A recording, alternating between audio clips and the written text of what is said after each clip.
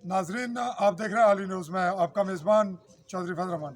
पाकिस्तानी मकबूजा कश्मीर के ज़िला मेंबर की तहसील सुमानी का ये स्पॉट रेवेन्यू कॉम्प्लेक्स सुमानी, जहां बल्दियाती इलेक्शन का चल चलाओ और मुख्तलिफ दोस्त member local council district council की दरख्वास्तें दे रहे हैं।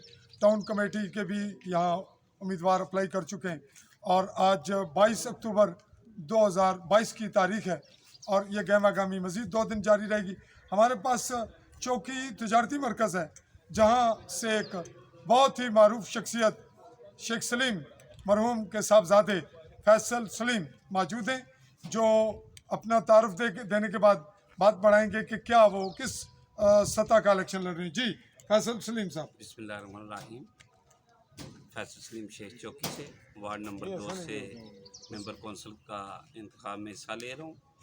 और जिस तरह मेरे वालिद साहब ने हमेशा इंसानियत की खिदमत की है, मेरा भी मशले राह यही है कि मैं अपने वालिद नक्शे कदम पे चल के अपनी वार्ड के लोगों के काम करूं।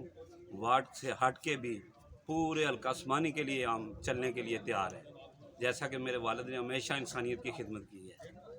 तो इंशाल्लाह अपनी वार्ड की जो भी काम होंगे उन पे हम गौर व फिक्र से काम करेंगे।